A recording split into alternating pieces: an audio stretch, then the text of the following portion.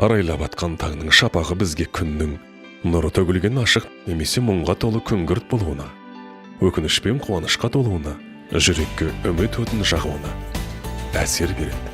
Алайда таңдау жасайтын тек өзіміз. Ал кеттік. Менің жұмысым өзіме ұнайды. Әр күнім сан алуан оқиғаларға толы. Әртүрлі адамдар, әртүрлі тағдырлар. Тек ең бастысы өзгермейді. Жақсылыққа деген сенім.